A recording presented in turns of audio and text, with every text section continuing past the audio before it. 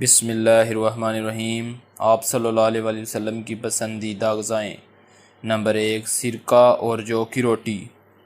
آپ صلی اللہ علیہ وسلم کو سرکہ اور جو کی روٹی بہت پسند تھی۔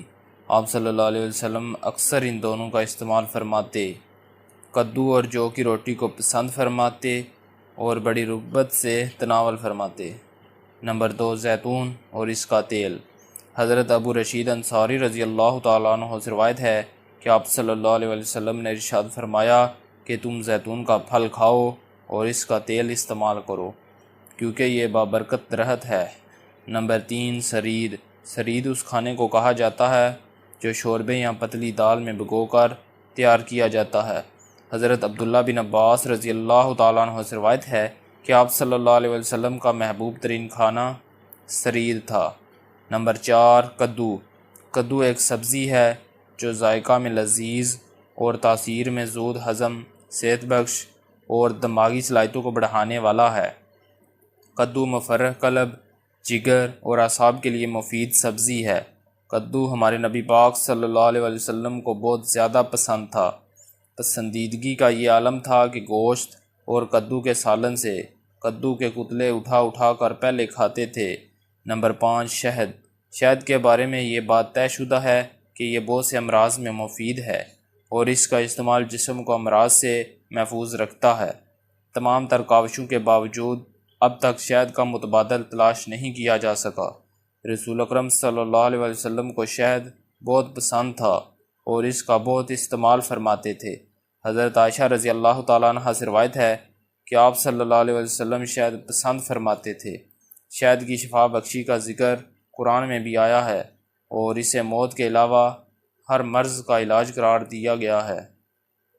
نمبر 6، دودھ۔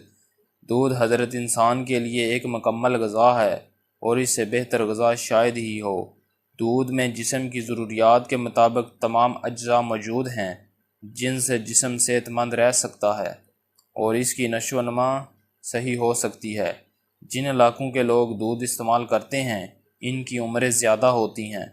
رسول اکرم صلی اللہ علیہ وسلم کو دودھ بہت پسند تھا۔ آپ صلی اللہ علیہ وسلم اکثر گائے اور بکری کا دودھ استعمال فرماتے۔ آپ صلی اللہ علیہ وسلم کا ارشاد ہے، کوئی چیز ایسی نہیں جو اب عام اور مشروب دونوں کا کام دیتی ہو سوائے دودھ کے۔ نمبر 7، کھجور۔ کھجور ایک مقوی غذا ہے، سب پھلوں میں سے زیادہ توانائی بخش ہے۔ جسم انسانی کو جس قدر حیاتین کی ضرورت ہوتی ہے اسی قدر کھجور میں ہے۔ خون پیدا کرتی ہے، سینہ اور پھیپھڑوں کو قوت بخشنے کے لیے اس سے بہتر کوئی چیز نہیں ہے۔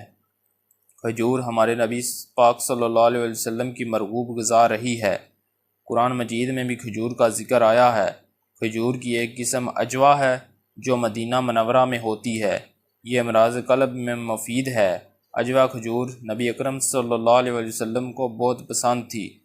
رسول اکرم صلی اللہ علیہ وسلم کا ارشاد ہے، جو شخص روزانہ صبح کے وقت 7 عجوا کھجوریں کھا لیا کرے اسے اس دن زہر اور جادو سے کوئی نقصان نہیں پہنچا سکتا۔ نمبر 8، گوشت۔ گوشت جسم انسانی کی صحت کے توانائی کے لیے بہت مفید قرار دیا جاتا ہے۔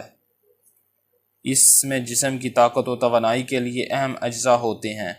رسول اکرم صلی اللہ علیہ وسلم حلال جانوروں کا گوشت بہت شوق سے کھاتے تھے، بلکہ گوشت آپ صلی اللہ علیہ وسلم کی مرغوب غذا تھی۔